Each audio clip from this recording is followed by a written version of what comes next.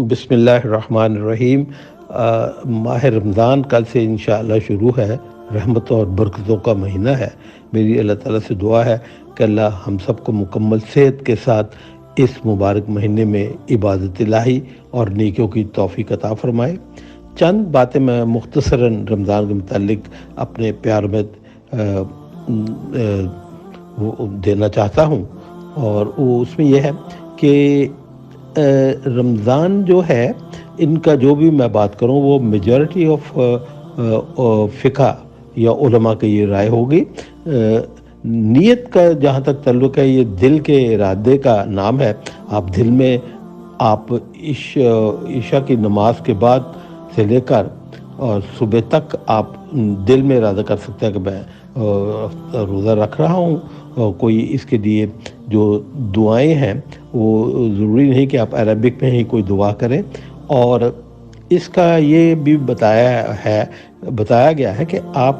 پورے ماہ کی شروع رمضان میں پہلے رمضان کو ہی دل میں نیت کر سکتے ہیں کہ میں اس رمضان کے پورے مہینے کی روزے کی نیت کرتا ہوں، تو یہ آپ کے پورے مہینے کے لیے ویلڈ ہوگا۔ ہاں، اگر آپ اس دوران کسی وجہ سے، بیماری کی وجہ سے یا سفر کی وجہ سے روزہ نہ رکھ سکیں، تو پھر جب آپ دوبارہ روزہ رکھیں گے تو پھر دوبارہ اس کی نیت کریں گے، ورنہ آپ جیسے میں نے عرض کیا ہے کہ آپ عشاء کے ٹائم سے لے کر یا مغرب کے ٹائم سے لے کر اور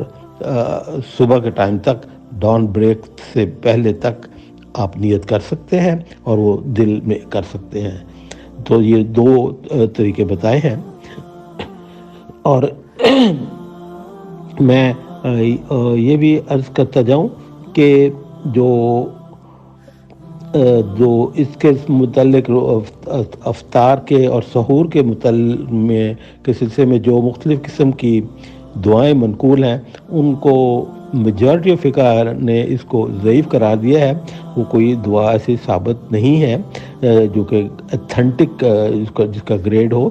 آپ افطار جب کرتے ہیں تو آپ بسم اللہ کر کے بھی روزہ کھول سکتے ہیں، اور افطار سے پہلے جو بھی آپ دعا مانگیں گے، یہ بالخصوص قبولیت کی گھڑی کا موقع ہوتا ہے، تو دل سے ہی دعائیں مانگیں، اور اسی طرح بسم اللہ کر کے آپ افطار کر سکتے ہیں۔ اور میں یہ بھی بات کروں کہ جو اعتکاف ہے، یہ بھی ایک نفلی عبادت ہے، اور جو کہ مسجد میں کیا جاتا ہے، اور کیونکہ قرآن میں ذکر ہے وَأَنْتُمْ عَاكِفُونَ فِي الْمَسَاجِدِ، کہ آپ مسجدوں میں آپ اعتکاف کریں۔ اور یہ عورتیں جو ہے، جہاں تک ہے، وہ گھر میں جو اعتکاف کرنا ہے، یہ کسی حدیث سے یا کسی صحابیہ سے یہ ثابت نہیں ہے۔ اگر حالات بالکل ٹھیک ہوں اور سیکیورٹی پوری ہو تو پھر عورتوں نے جو ہے مسجد میں اعتکاف کر سکتے ہیں، جیسے کہ میرے نبی کی ازواج مطہرات نے بھی کیا، لیکن گھروں سے میں اعتکاف ثابت نہیں ہے۔ فطرانہ کے متعلق میں عرض کرتا جاؤں کہ فطرانہ آپ نماز عید رمضان کے شروع ہونے سے یا رمضان کے شروع ہونے سے ذرا پہلے بھی آپ فطرانہ کسی ضرورت مند کو دے سکتے ہیں، اور نماز عید سے پہلے اس کو پیمنٹ کر سکتے ہیں، تاکہ بہتر یہ ہے کہ آپ جلد از جلد اس کو فطرانہ کو کسی مستحق کو دے دیں، تاکہ وہ رمضان کی اشیاء وغیرہ خرید سکے اور اس کو رمضان میں آسانی ہو۔ اور فطرانہ ہر گھر کے فرد کے اوپر کا دینا واجب ہے، ایون جو بچہ عید کی نماز سے پہلے پیدا ہو، اس کے ابھی فطرانہ دینا ہے۔ اور اس کے بعد میں یہ عرض کروں کہ جو عورتیں ہیں، وہ ایام مخصوص جو ان کا ہوتا ہے، اگر اس دوران میں آ جائیں تو ان کا روزہ نہیں رہتا، وہ روزہ بعد میں رکھیں گی، جتنا پیریڈ وہ جو روزہ نہ رکھ سکی رمضان میں۔ ہاں، اس پیریڈ کی نمازیں جو ہیں ان کی قضا ضروری نہیں ہے۔ اور جہاں تک تراویح کا تعلق ہے، تراویح، تہجد، قیام اللیل دراصل ایک ہی چیزیں ہیں، اور آپ 8 تراویح بھی پڑھ سکتے ہیں، 10 بھی پڑھ سکتے ہیں، 20 بھی، 30 بھی۔ یہ دراصل نفلی عبادت ہے، جتنی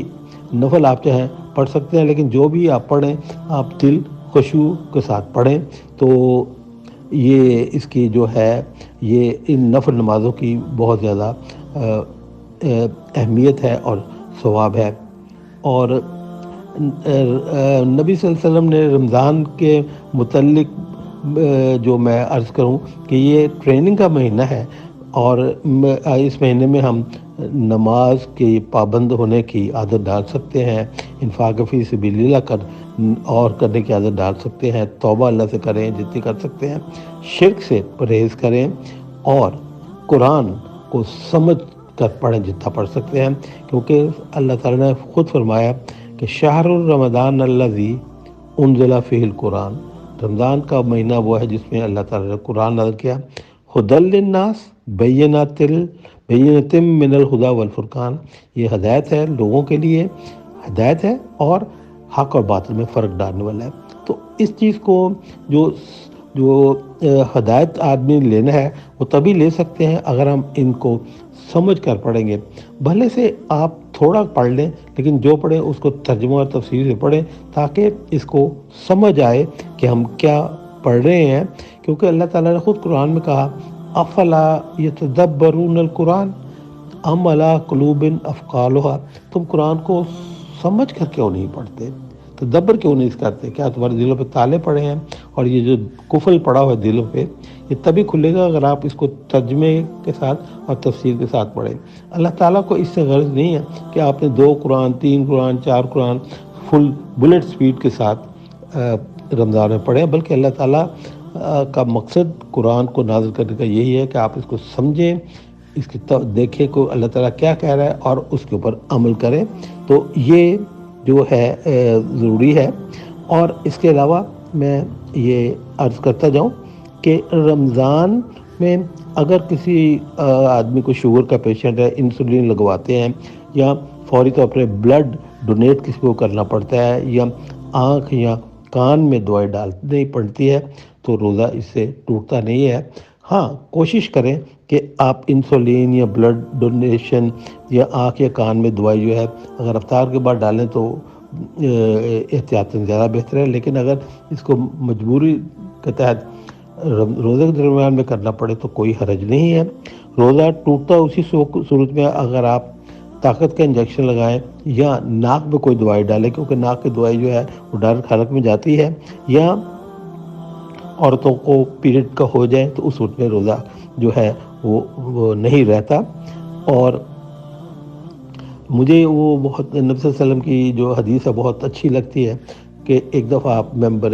رسول پہ چڑھ رہے تھے اور سیڑھیاں چڑھتے جا رہے تھے، تو آپ نے کہا کہ وہ شخص تباہ برباد ہوا جس کے والدین زندہ تھے اور ان کی زندگی میں ان سے ان کی خدمت کر کے اسے اپنے آپ کی بخشش نہ کروائی، یا مجھ پہ میرا نام آیا اور نبی صلی اللہ علیہ وسلم کا یہ نہیں نام آیا اور درود نہ پڑا، اور یہ بھی کہا کہ رمضان آیا اور رمضان کے مہینے میں آدمی نے انسان نے اپنی بخشش نہ کرائی۔ تو یہ رمضان جو ہے یہ اس بخشش کا مہینہ ہے، تو اس میں آپ جتنا بھی ہو سکتا ہے توبہ کریں، قرآن پڑھیں، نماز پڑھیں اور اللہ تعالیٰ سے اپنی بخشش کی دعائیں مانگیں۔ اقبال نے کتنا خوب کہا، بخشنے پہ جب بہت گناہ کو آتا ہے، تحفے میں گناہ گاروں کو رمضان دیتا ہے۔ تو یہ رمضان جو ہے ایکچولی ہمارے لیے تحفہ ہے۔ میری دعا ہے کہ اللہ تعالیٰ ہم سب کو صحت اور زندگی کے ساتھ اس رمضان میں روزے رکھنے کی توفیق عطا فرمائے اور دین کے احکام پر زیادہ چلنے کی توفیق عطا فرمائے، اور اگلا